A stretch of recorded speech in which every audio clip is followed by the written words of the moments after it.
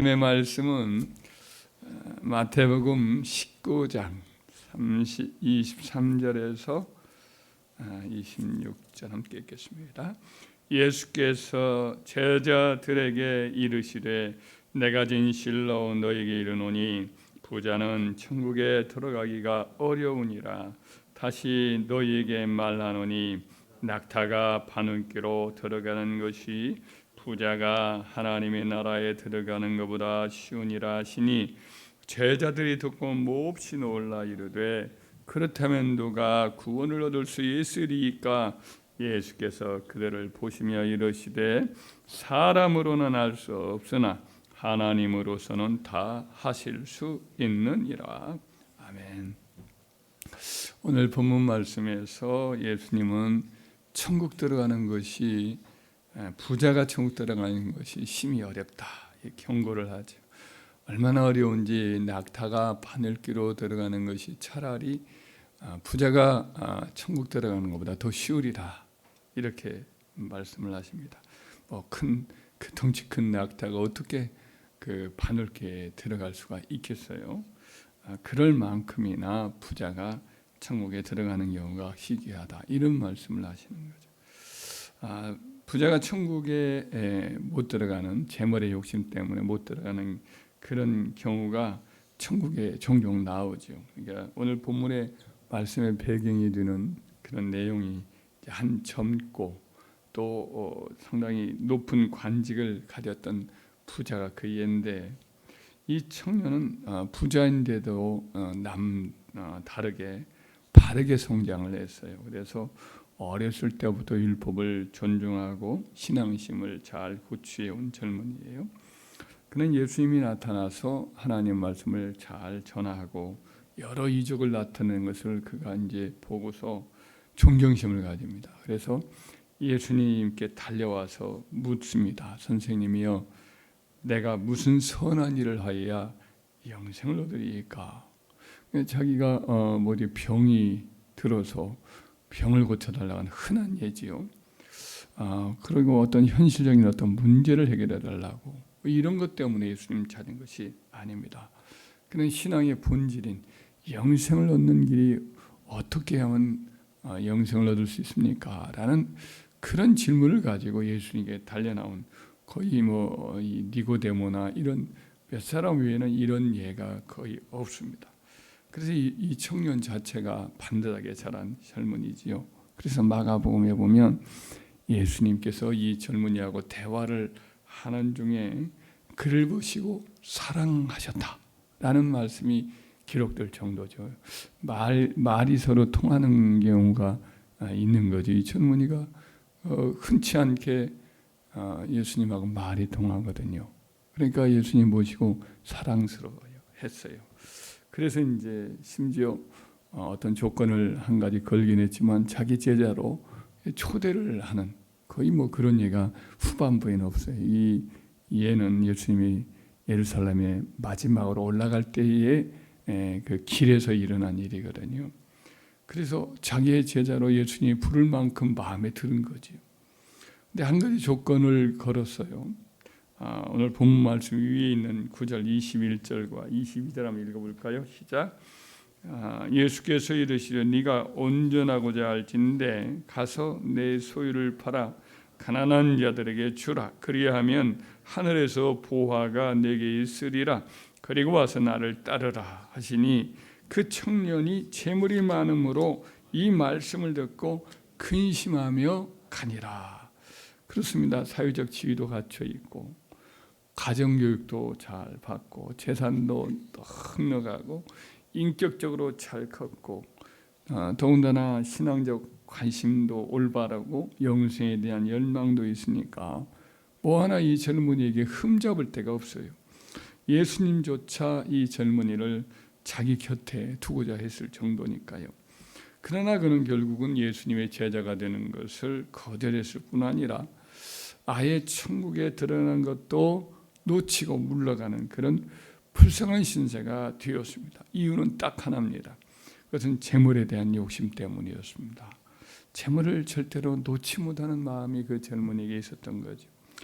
아마도 오늘날 우리에게 주님께서 내 재산 다 포기하고 날 따르는 제자가 될래 말씀하신다면 우리는 얼마나 좋겠어요, 그죠? 냉큼 주님 그렇게 하면 제게 너무나 큰 영광이지 하고는 더 큰 걸 요구한다 해도 우리 주님 따라 나설 자신은 좀 있는 것 같습니다.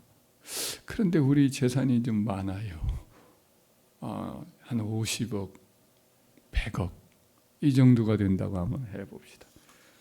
그러면 어때요? 그래도 그 재산 다 포기하고 무일푼으로 주님 따라 나서는 제자가 되겠는가? 바로 하겠는가? 아니면 뭐 하루쯤 좀 시간을 주십시오 하고 고민하겠습니까? 하여튼 좀 고민을 하기가 쉬울 가능성이 있습니다. 그래서 그 젊은 관원만 비난할 일은 아닙니다. 제자됨, 영생 이거 포기하고 돌아가는 그 젊은 관원을 보면서 사람 안에 있는 재물에 대한 뿌리 깊은 욕심 이게 강력하구나. 이걸 우리가 다시 한번 깨닫고 경계심을 가져야 하겠습니다. 재물이란 무서운 거구나. 재물에 대한 집착, 욕심 이거 한평생 우리가 십자가에 계속 못 박아야 할 문제구나. 이게 정말 집요하고 무서운 원수구나. 이런 생각을 우리가 가져야 하겠습니다. 그래서 예수님의 가르침에는 재물에 대한 가르침이 적잖이 많이 나오는 까닭도 재물에 대해서 가지는 사람의 애착 감정이 큰 것을 우리 주님이 우리 하나님께서 잘 아시기 때문인 거지요. 예수님께서 큰 부자가 가을에 농사를 많이 지어서 수확을 거둬 소출이 많아요. 그래서 기존에 있었던 곳간으로도 그것을 다 가도 이렇게 저장하지 못할 정도가 되었을 때에 그는 하나님께 감사하며 또 가난한 이들에게 차라리 나눠주자 이런 생각을 가져야 되는데 그런 생각이 일치하지 않습니다.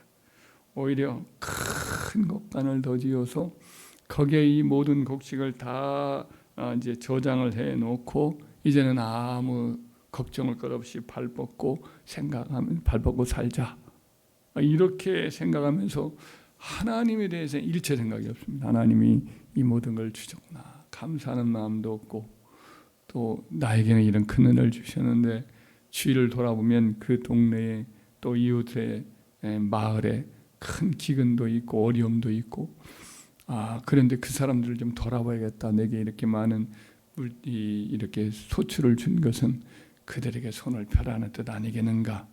이런 생각을 하면 이웃을 좀 생각해야 되는데 전혀 그런 생각이 없습니다. 그러자 하나님께 대하여서는 가난하고 자기에 대해서만 부유한 이 사람을 하나님이 내가 오늘 밤 네 영혼을 데려가리니 그러면 네가 이 거둔 이 모든 재산 이 모든 소출은 네 것이 되겠느냐 이런 말씀을 하신단 말이죠. 그래서 재물을 이 풍성한 재물을 주신 이 재물의 소유권은 하나님이십니다. 감사합니다라는 마음이 일체 없고 재물도 나누고자 하는 마음이 하나도 없었기 때문에 재물의 주인이신 하나님이 너는 자격 없다 하면서 그 영혼을 데려가신 것이다. 주님이 그렇게 말씀을 하시는 거죠. 또 그런 예수님 말씀 속에 부자와 나사로 이야기도 그 부자가 날마다 호화롭게 왕처럼 잔치를 하지요. 날마다 먹고 마시며 즐기기만 해요. 이웃을 돌아보거나 그러지를 않아요. 그래서 하나님께서 한 거지 나사로를 그 대문간에 보내어서 그에게 한번 가난의 그 고통도 알아보고 이웃의 그 어려움도 헤아릴 수 있는 마음을 주시려고 그를 대문간에 보내지요. 기회를 주신 거죠. 그런데 이제 그 사람을 아주 기분 나빠하죠. 잔치 분위기 망치는 사람이다. 꼴도 보기 싫다. 그리고 종들에게 그를 내치우라. 이런 말을 했을 가능성이 크겠지요. 오직 그 거지 나사로에게는 그 집에 있는 개들만이 와서 피부를 핥을 뿐이지. 결국 둘 다 죽어요. 아무리 큰 부자도 죽고 가난한 나사로도 죽는데 나사로는 총격 올라가서 잔치상에서 아브라함의 품 안에 누워서 이렇게 기대어 누워서 먹고 마시면서 쉬고 있어요. 근데 부자는 물 한 모금도 이렇게 얻어 마시지 못하는 그 뜨거운 불꽃 가운데서 계속 괴로워하는 신세가 되어 말았단 말이죠. 부자로서 이 땅에서 원 없이 맛있는 거 먹고 마시고 이렇게 좋은 옷 입고 즐거운 잔치를 누렸지만, 그러나 그 부를 가지고 선한 열매를 맺지 못한 대가로 지옥에서는 날마다 아무것도 먹지 못하고 마시지 못하고 고통을 겪고, 좋은 이웃이 아니라 아첨하는 이웃이 아니라 그를 괴롭히는 그런 악한 원수 마귀에게 이렇게 시달림을 반하는 신세가 되고 말았죠. 그래서 우리는 이 땅에서 기회가 되는 대로 힘써 선을 행하고 나누고 베푸는 일을 행하는 자가 되는 거, 이게 이제 천국의 상속권자, 천국 백성의 귀한 증거 중에 하나인 거지요. 욥은 이제 하나님을 경외하는 진실한 신앙을 가진 어마어마한 부자였는데, 늘 하나님을 경외하는 마음을 가지고 어렵고 힘든 이들을 늘 돌아보는 그런 귀한 그런 습관을 갖고 있었어요. 욥기 31장 16절 이하에 보면 친구들이 이제 뭐 근거 없는 막 비난을 막 그에게 퍼부었잖아요. 그때 이제 자기의 삶을 이렇게 그 친구들에게 구합니다. 내가 언제 가난한 자의 소원을 막았거나 가난한 자가 와서 이것 좀 도와주세요 하면 내가 그의 소원을 막았느냐. 또 과부의 눈으로 하여금 실망하게 하였던가. 나만 혼자 내 떡덩이를 먹고 고아에게는 그 조각을 먹이지 아니하였던가. 밥상에서 자기만 좋은 반찬 좋은 밥 먹고 고아들이 와서 밥 좀 주세요 하고 할 때 물리쳐라 이렇게 말했더냐 이 말이죠. 실상은 내가 젊었을 때부터 고아 기르기를 그의 아비처럼 하였으며 내가 어렸을 때부터 과부를 인도하였노라. 만일 내가 사람이 의복이 없어 죽어가는 것이나 가난한 자가 덮을 것이 없는 것을 못 본 채 하였다면, 만일 나의 양털로 그의 옷을 그의 몸을 따뜻하게 입혀서 그의 허리가 나를 위하여 복을 빌게 하지 아니하였다면, 또 만일 나를 도와주는 자가 성문에 있음을 보고 내 편에 든 유력한 자가 성문에 있음을 보고 내가 주먹을 들어 고아를 향하여 휘둘렀다고 한다면 내 팔이 내 어깨뼈에서 떨어지고 내 팔뼈가 그 자리에서 부스러지기를 내가 바라노라. 나는 하나님의 재앙을 심히 두려워하고 그의 위엄으로 말미암아 그런 일을 할 수 없느니라. 이 욥이 이런 고백을 통해서 언제나 고아와 가부와 가난한 자, 힘없는 자 이런 사람들을 늘 이렇게 마음에 두고 그들을 어떻게든 도우려고 힘써야 하고 그들을 존중했던 것을 알 수가 있습니다. 부자였던 베들레헴의 보아스, 그런 뭐 일면식도 없었던 모압 소녀 룻이 자기 친척의 집에 며느리인데 이방 여인인데 자기 친척을 이렇게 돌아보고 시어머니를 사랑하고 참 모든 것이 다 잃어버리고 망한 그 집안에 들어와서 어머니를 위해서 애쓰는 것을 이렇게 소식을 전해 듣고는 마음에 두고 있다가 마침 그 모압 소녀가 이삭 주는 자기 밭에 와가지고 이삭을 주는 걸 보고는 그 불러가지고 위로해주고 축복해주고 딴 데 가지 말고 여기서 내 소녀들과 함께 밥도 먹고 그리고 내 밭에서 이삭을 계속 주어라. 내 소년들에게 종들이죠. 너를 괴롭게 하지 말라고 내가 잘 말을 해놓았으니 그리해라. 이렇게 이야기를 하고 밥 먹을 때 데리고 와서 같이 밥을 먹고 또 이제 음식 먹을 때도 이렇게 나눠줘서 친히 관심을 주고 또 보살펴주는 그런 따뜻한 그런 배려를 했단 말이죠.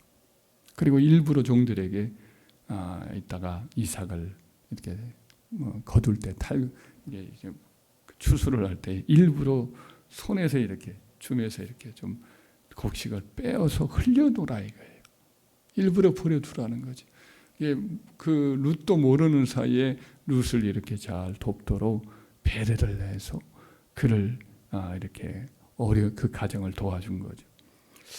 이런 어떤 참 부자로서 이런 모습은 참 멋진 모습이죠. 참 품격이 있는 부자가 아닐 수가 없습니다. 바로 이런 품격이 있는 자기 재물을 그 독식을 하려고 하지 않고 오히려 어렵고 약한 자들을 돕는 일에 그런 재물을 쓰는 이런 사람이 천국 백성의 한 증거가 있다, 이렇게 볼 수가 있겠지요. 부자는 천국에 들어가 참 어려워요. 그만큼 재물에 대한 욕심이라는 게 인간의 본연의 문제가 이렇게 마음속에 있는 그런 강력한 힘이기 때문에 그런 거죠. 우리가 그 자격이 재물을 많이 주면 그 재물에 워낙 잡힐 것 같으니까 적당하게 우리에게 주신 줄 믿습니다. 할렐루야. 우리가 딱 맞게 주신 줄 믿습니다. 그래서 하나님의 은혜로 우리가 이제 하나님을 믿게 되고 재물에 이렇게 잡히지 않고 주님을 사랑하는 마음을 우리가 주셨지만은 또 부자들 가운데서도 하나님의 은혜로 오늘날로 이제 천국에 들어가는 부자들도 분명히 있을 것입니다. 우리는 비록 부자는 아닐지라도 물질이 얼마나 강력한 천국길의 걸림돌인지 우리의 마음이 하나님 앞에 상을 받기에 그런 일에 방해가 바로 이 재물이라는 것을 항상 기억을 하고 우리가 재물의 마음을 빼앗지 않도록 주의를 해야 할 줄 믿습니다. 우리 마음은 온통 하나님께만 온전히 드려지고 우리에게 하나님 주신 재물을 가지고 하나님을 섬기고 또 내게 맡겨주신 이들 보살피고 또 가난하고 병든 이들에게 적은 물질이나마 사랑을 담아서 섬기는 일에 우리의 물질을 이렇게 나눠서 베푸는 일에 사용을 하시기 바랍니다. 그것이 이제 우리에게 주님께서 또 기억하시고 축복하시는 것이 되겠지요. 또 이것이야말로 사실은 우리의 이제 재산이 되고 우리의 보물로 하나님 인정해 주실 것입니다. 우리가 이 땅에 있는 것들은 다 내려놓고 가겠지요. 그러나 주님께 드린 것, 또 이웃을 위해서 우리가 나눈 것들은 이것은 이제 영원한 우리의 재물로, 보물로 쌓아지는 거지요. 그것은 누가 도둑질할 수도 없고 사기로 또 빼앗길 일도 없고 그것들은 영원히 사라지지 않고 우리 곁에 영원히 남는 재산이 될 줄 믿습니다.